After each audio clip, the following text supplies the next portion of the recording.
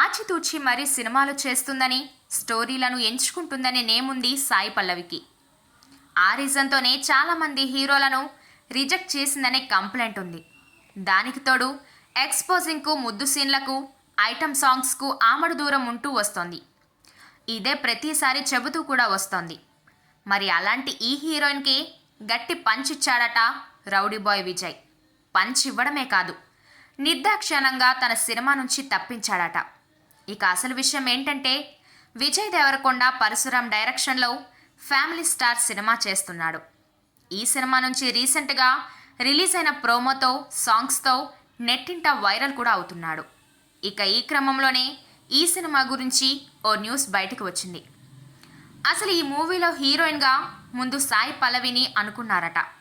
కానీ ఆమె ఈ సినిమాకు సెట్ అవ్వదని విజయ్ దేవరకొండనే లైట్ తీసుకున్నాడట. సాయి పల్లవిని రిజెక్ట్ చేశాడట. అంతేకాదు, సాయి పల్లవి రొమాంటిక్ సీన్లో నటించదు, బోల్డ్ సీన్స్ చేయదు, స్పెషల్ సాంగ్స్ చేయదు. దాంతో తన ఫ్యామిలీ స్టార్ సినిమాకి సాయి పల్లవి సూట్ అవ్వదని అన్నాడట విజయ్ దేవరకొండ. దీంతో డైరెక్టర్ పరశురామ్ మృణాల్ ఠాకూర్ని ఈ సినిమాలకు తీసుకువచ్చారట.